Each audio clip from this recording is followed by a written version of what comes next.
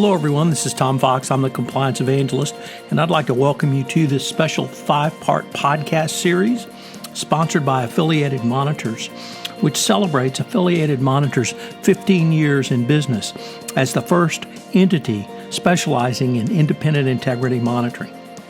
Founded in 2004, Affiliated Monitors provides independent integrity monitoring and ethics and compliance assessments nationally and internationally and across almost all industries. With its knowledge of effective ethics and compliance programs and cultures, Affiliated Monitors is respected for its work as the corporate monitor on matters ranging from multinational corporations to small and mid-sized companies and even individuals. Having served in nearly 750 monitorships, no one has more experience as an independent monitor than the team at Affiliated Monitors. For more information on how an independent monitor can help improve your company's ethics and compliance programs, visit this podcast series sponsor Affiliated Monitors at www.affiliatedmonitors.com. In this 5-part series, I visited with Jerry Coyne. Jerry is the Managing Director of State Monitoring Services at Affiliated Monitors. We consider the use of monitors by state attorneys general. In Part 1, we take a look at the role of state AGs as enforcer. In Part 2, the reaction to the big tobacco settlement and criticism of state attorneys general. Part 3, the multi-state settlements in the post-tobacco era. Part 4, challenges of multi-state litigation today. And Part 5, we take a look at the road ahead.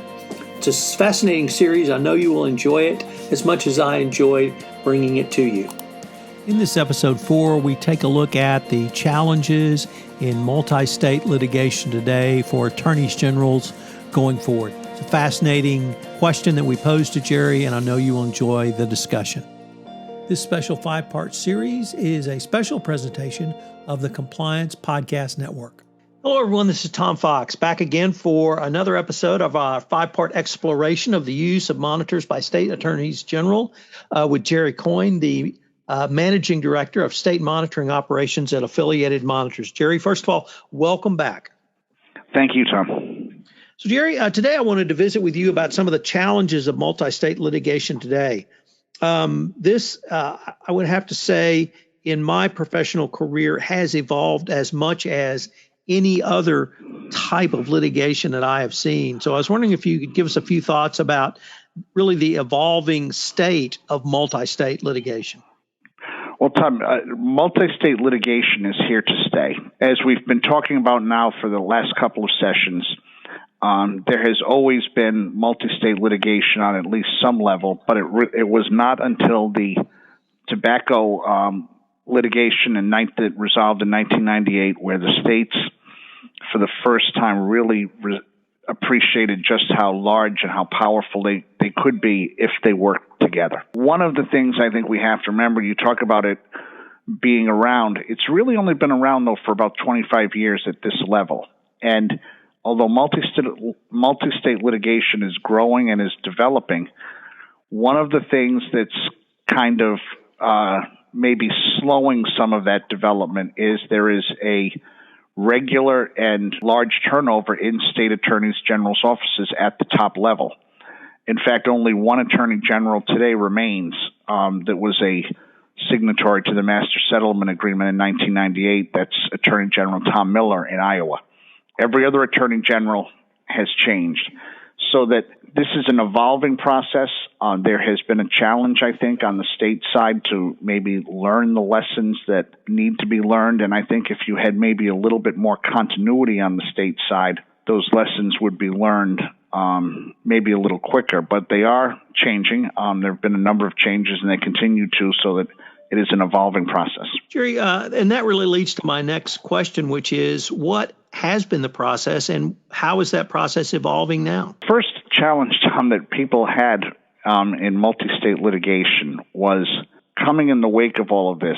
How do you make a decision? And I think anybody who's ever tried to make decisions in a group knows that decision-making can be a challenge, and anybody that's tried to get lawyers to make a decision knows that's even harder.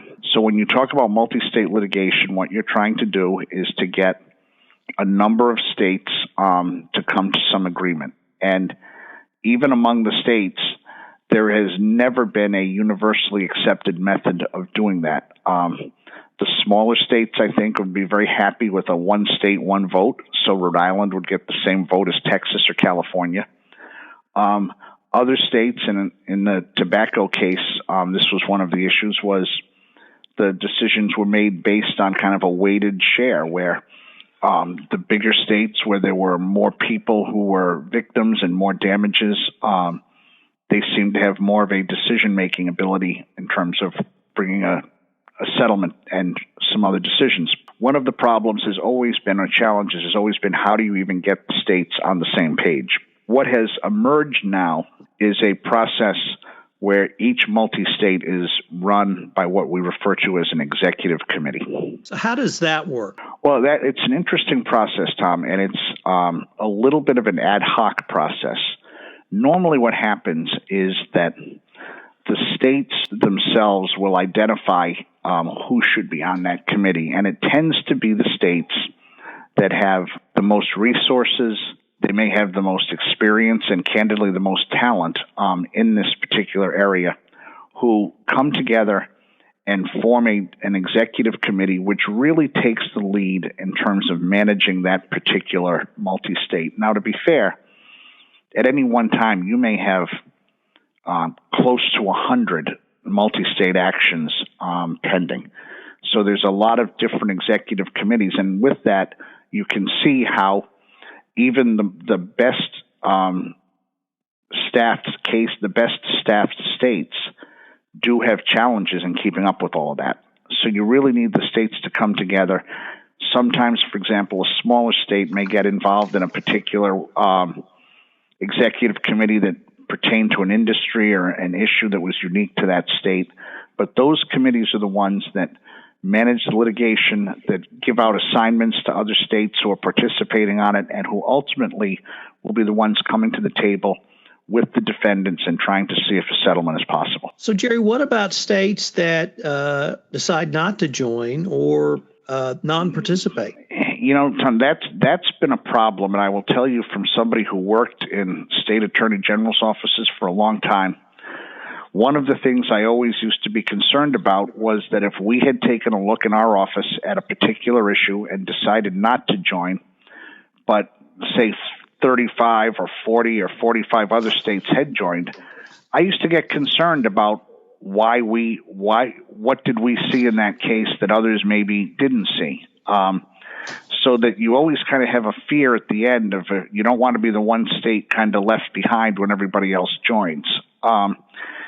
There are some communications challenges sometimes when different states, just in the management of paper and messages, may not join on time because it is a deadline-driven process.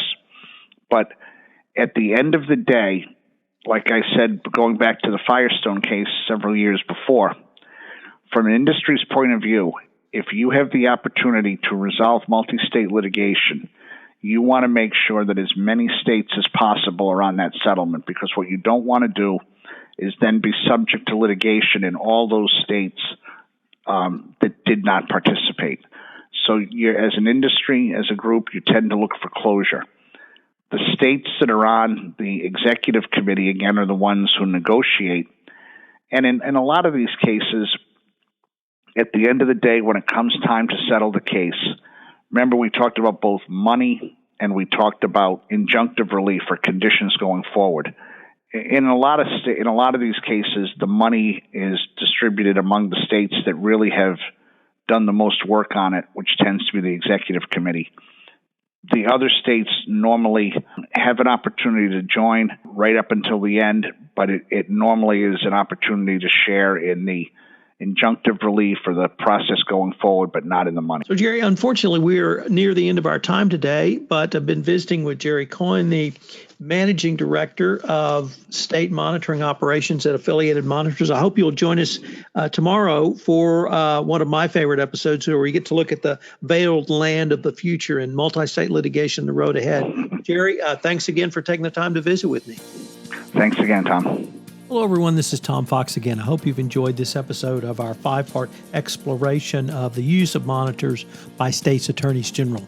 If you need more information, check out the Affiliated Monitor website, www.affiliatedmonitors.com. I hope you'll join us again for another episode in this fascinating 5-part series. I know you will enjoy it. This special 5-part podcast series on the use of monitors by states' attorneys generals is a special presentation of the Compliance Podcast Network.